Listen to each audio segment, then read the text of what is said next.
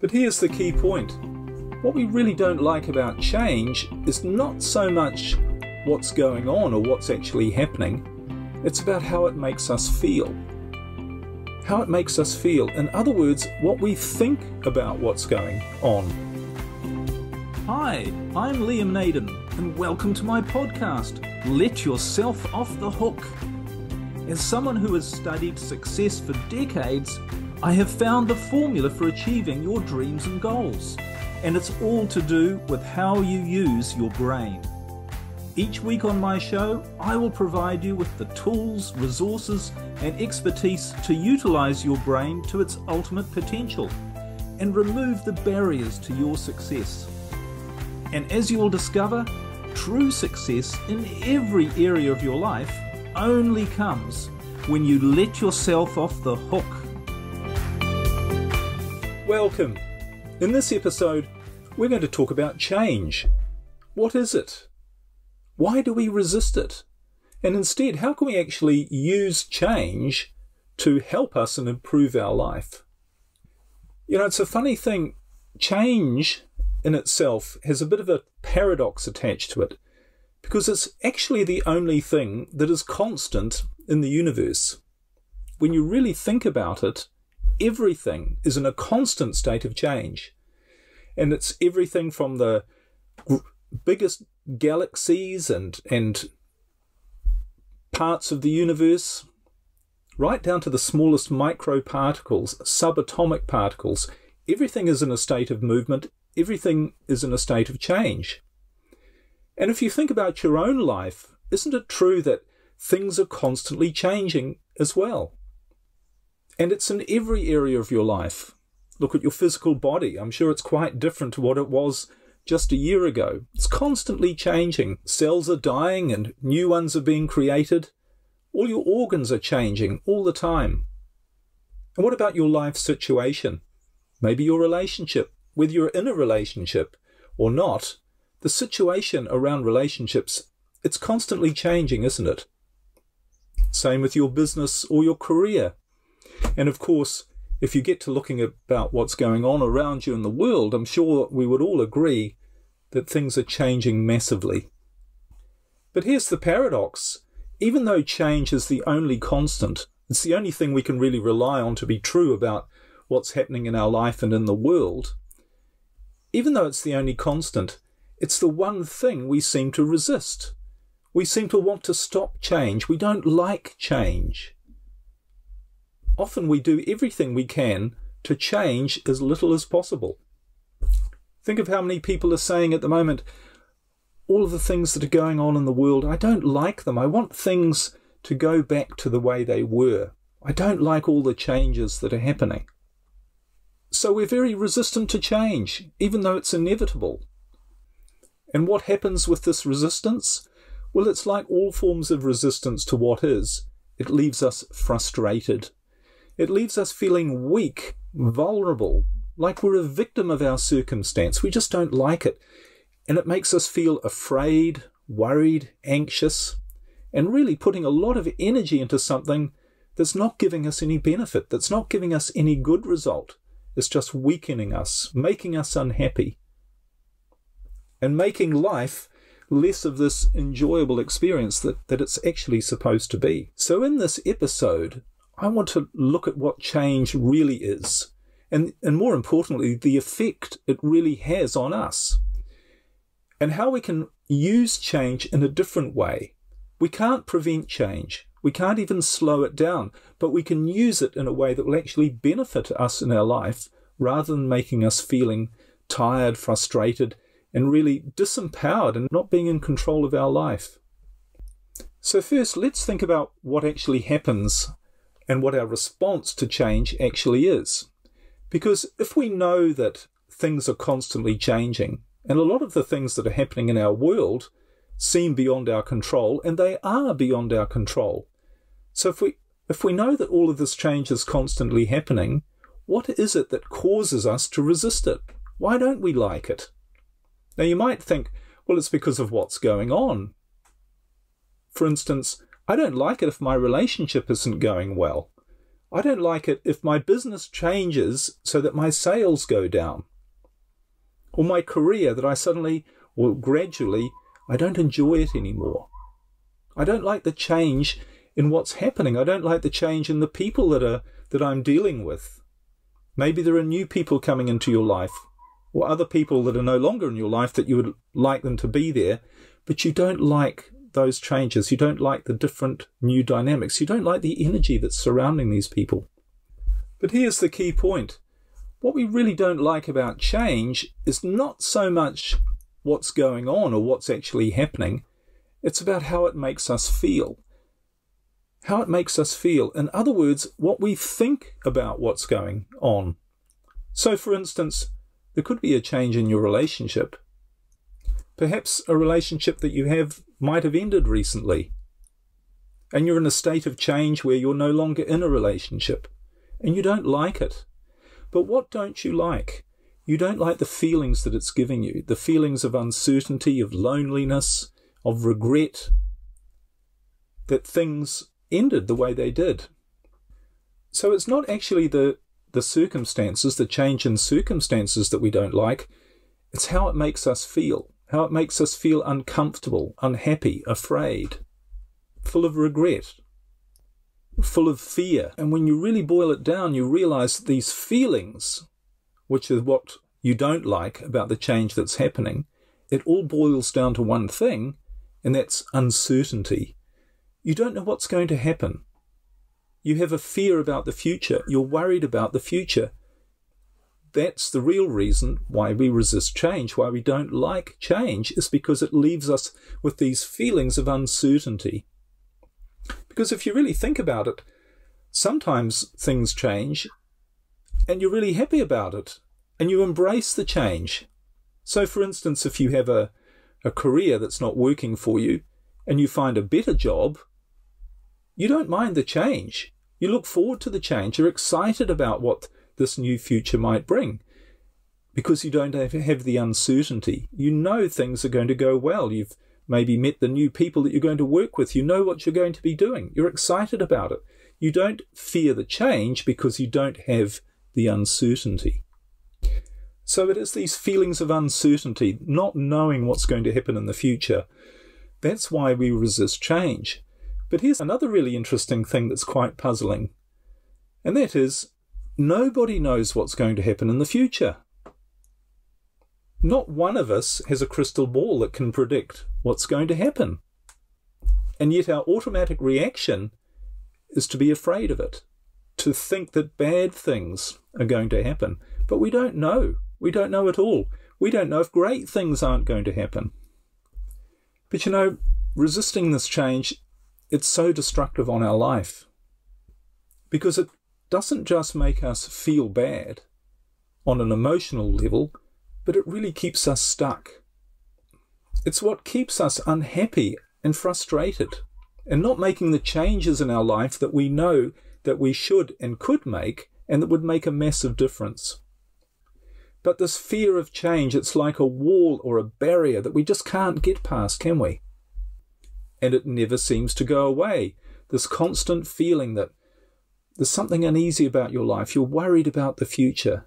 You don't like the change. You want to have certainty. You want to know what's going to happen, and you want to know that things are going to turn out right. But you never can because you can't see the future. But fear of change is actually a lot more destructive than just making us feel bad and keeping us stuck. What it also does is it limits our awareness because it stops us from seeing that actually everything is perfect the way it is. And that change, no matter what's happening, there's a perfect side to it. There's a good side to everything. But we can't see that when we have this uneasy, stressed feeling, this worried feeling about change. And that's actually to do with our brain, which I'll talk about shortly. But because we don't see the good side, we don't see the totality of everything that is real about our life and about our situation when we're worried and we're stressed and we're not feeling good about the changes that are happening, the other thing that happens is we miss opportunities. We simply don't see opportunities to do things and to have things that would really make a massively positive difference to our life. And I think that's really tragic that people get so stuck in this fear of change, because I've met people, and maybe you've met people as well, who 10, 20, even 30 years later, they suddenly realize that their life has passed them by. They're full of regrets of all of the things they haven't done that 10 or 20 or 30 years ago they really wanted to do. Their dreams, their hopes. They wake up and they realize they're never going to achieve them anymore. They've stayed stuck all their life. And when you get to that point, well, what happens? You have to justify where you are. And you say things like, well, that's life. That's just the way it is. And I've had a pretty good life anyway. And you can't do everything. And no big deal. It really wasn't that important to me anyway. But deep down, these people know, on a deep emotional level, they have this feeling of sadness and regret about their life. Now, obviously, you don't want to be in that position, and I don't want you to be in that position either. So we really need to learn to understand what this thing change is and how we can actually use it for our benefit, rather than have it as something that holds us back all the time. And again, one of the paradoxes is that not only is change inevitable, but it's one of the greatest things that we can actually make use of that's really going to transform our life, that's really going to give us a life that we're proud of, that we love to live.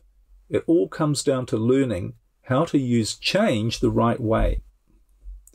All right, so let's look at that now, and let's look at how do we overcome our resistance to change? How do we embrace change? How do we make it something positive in our life? Well, the first step is simply to understand why we resist change in the first place. And really, understanding is 90% of the battle. It's 90% of the battle with anything. Because once you understand how something works, you find yourself automatically doing things in a much more effective way. It's like driving your motor car. If you don't understand how your car works, or how to drive your car, you might think, well, the way to do it is I need to stand behind and push. Put all my energy and strength into trying to push this car along. And you know what happens? You get exhausted and you don't get anywhere, and it's certainly no fun. But once you understand, and maybe it takes someone else to explain to you how to drive that car, how it actually works, how it's designed to be used, then you make a lot more progress, because you simply do it the right way. You go, I understand now, that's the way I should do it. And it wouldn't occur to you after that to go back to the old way of struggle with no results. So it's the same with understanding change, understanding what's really going on in our brain when we resist change, and how we can turn it around and use it the right way to make change, which is a natural and inevitable part of life, how we can make it a natural part of our life to improve our life. So why do we resist change? Well, it actually comes down to pure biology. Now, if you've listened to previous episodes of this podcast, or if you've studied my 4-part brain model, you'll know that one of the most powerful of these 4 parts of your brain is your survival brain. And this is wired, designed, and programmed to protect you from danger.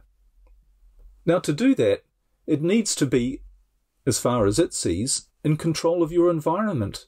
It needs to know what's going on. It needs to see all of the dangers. So this isn't a part of your brain that deals very well with uncertainty.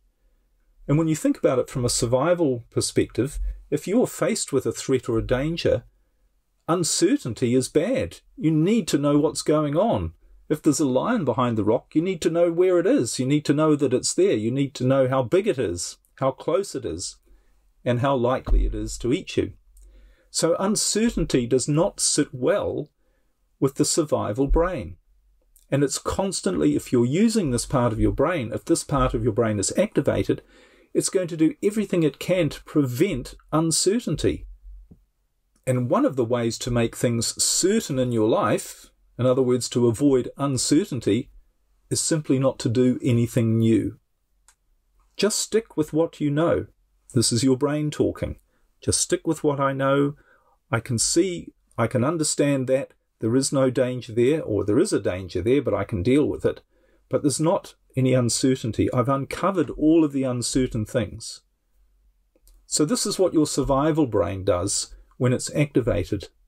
It's literally programmed to avoid uncertainty, which of course is change.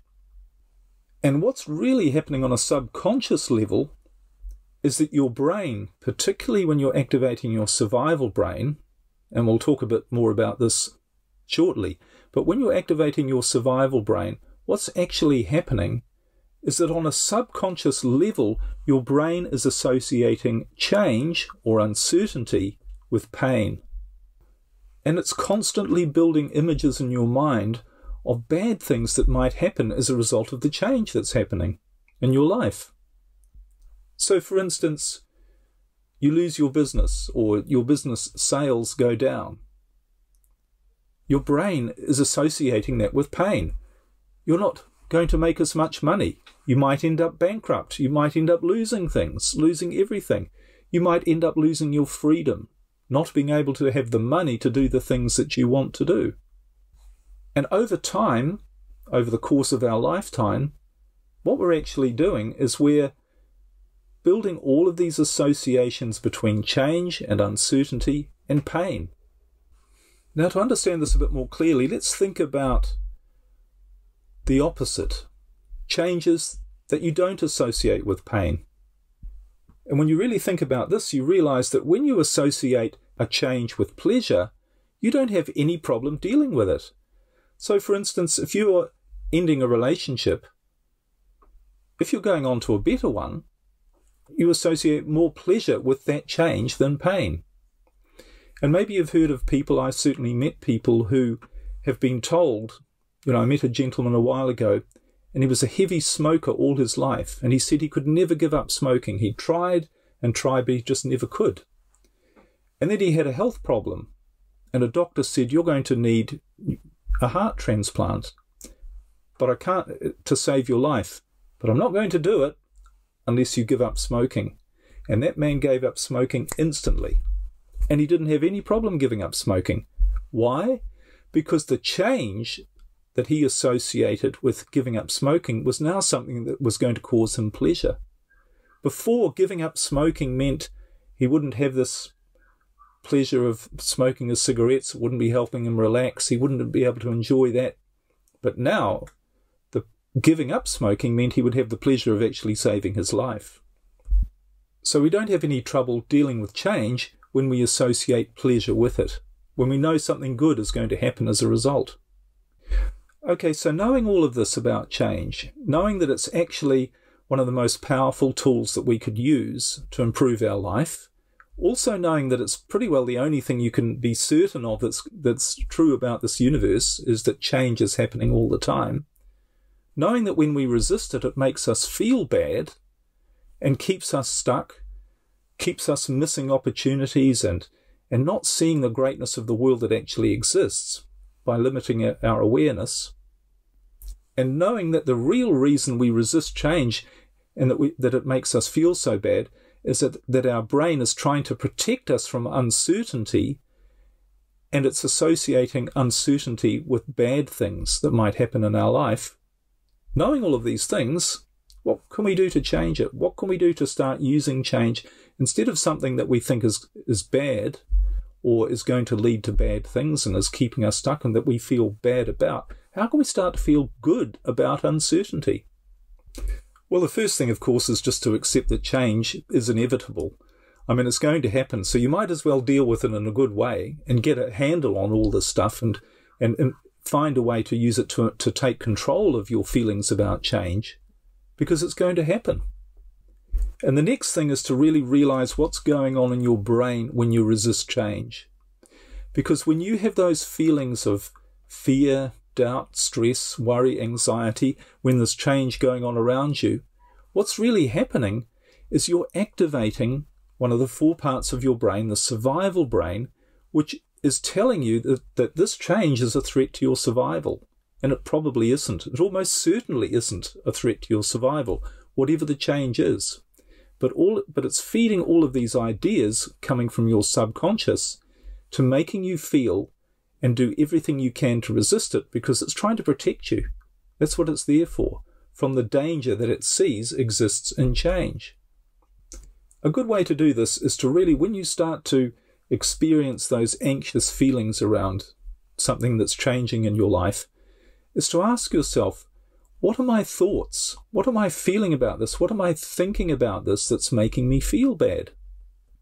So, for instance, if it's that you don't have enough money, or you don't know, or maybe you're losing some money, or your business isn't going so well, what are the thoughts that you're having about that? What are the thoughts that are making you feel bad about it? Are they things like, well, if my business continues to go down, I might lose it, and then I might have to sell my home. I might have to start all over again, and I don't know what to do. I wouldn't know what to do. So just become aware of all of these thoughts that you're having, and realizing that those thoughts aren't just making you feel bad, but they're activating, through your bad feelings, they're activating your survival brain, which is going to keep you stuck. Because remember, your survival brain is there to get rid of pain and uncertainty, but it can't help you to solve the problems in your life. The part of your brain that's designed to help you solve your problems quickly, easily, and effectively, and make sure you don't have problems, but live a life full of creativity, where you know the right things to do, where you're imaginative, where you get new ideas from, that's your creative brain. And your creative brain is literally shut down, switched off, when you feel fear, stress, and anxiety, because that switches on your survival brain, and the two can't operate together. So just become aware of those thoughts and say, these thoughts, what are the thoughts that are making me feel bad, that are activating my survival brain and shutting down my creative brain? The next thing is to stop resisting change and just say, I don't know what's going to happen. I accept. I literally don't know what's going to happen. Because your brain is telling you what it thinks is going to happen, and they're all bad things, aren't they? You're going to go bankrupt. You're going to lose all your money. You're going to be alone. You're not going to have the freedom to do what you want to do. You're going to have a miserable life. That's what your brain is telling you. But you don't know any of those things are true. So say to yourself, I don't know what's going to happen. Say to your thoughts and to your brains, when these thoughts come up, say, hang on a second, I don't know what's going to happen. And then when you accept that you don't know what's going to happen, you can change the situation around. You can change your thoughts. And try this. When you feel those feelings of stress and fear about the change that's going on in your life, or it could be even about a change that you think might be going to happen that hasn't happened already, say to yourself, change is happening. I wonder what great things might be about to happen. I wonder what great things might be about to happen. And don't say this in any sort of bombastic way. Just say it out of curiosity. I wonder what great things might be about to happen. And when you do that, you're not going to feel as bad. And you're going to give your creative brain a chance to start doing its work and bring you good things in your life. Because good things are just as likely to happen as bad things. In fact, probably more likely. And if you use your creative brain instead of your survival brain, good things are far more likely to happen. They're virtually guaranteed to happen. Because here's the thing. When you use your creative brain, in very simple terms, good things, the things that are best for you, that help you to survive biologically and live your life purpose, those things happen. When you use your survival brain, in other words, when you feel bad, stressed, worried, and anxious, when you activate your survival brain, then you're pretty well guaranteed that you're going to make mistakes. You're going to see things far worse than they are. You're going to feel bad, and none of those things are going to help you. So the real key to embracing change and using this constant of the universe, this thing that's inevitable, that's as constant and inevitable as the air that we're breathing in every moment, the key to using it for our benefit is to say, how can I use change to activate my creative brain rather than my survival brain? In other words, How can I use it to feel good rather than to feel bad? And that comes from analysing what it is that's making you feel bad about the change, realising it's just a thought, it's just an idea, it's just the uncertainty of it that's making you feel bad, and switch that around and say, I wonder what great things might be about to happen. And get curious, and then take some action. Not talking about big action, just a small step. Take the next small step. The first thing that occurs to you might be to stand up or sit down or switch off the news. Anything, just a small step. And once you get into this new habit of looking forward to change, of realizing that it means good things are about to happen, that your life is about to move in an even better direction, unfold in a better way, then you can start looking forward to change. You're not worried about the future. And when you do that, guess what happens? Good things happen in your life, unexpected things. And you go, wow, I wonder where that came from. I wonder how that happened. That's a miracle. And of course, everything is a miracle. So why not make your miracles good ones? You can. All you need to do is activate and use your creative brain instead of your survival brain. So just to wrap up, really the point is, we all know change is inevitable. You can't stop it. You can't even slow it down. So use it in a way that's going to empower you rather than disempower you. And all that comes down to is simply changing the habit of how you interact with change, how you feel about it, how you see it, and the meaning you choose to give it for your life.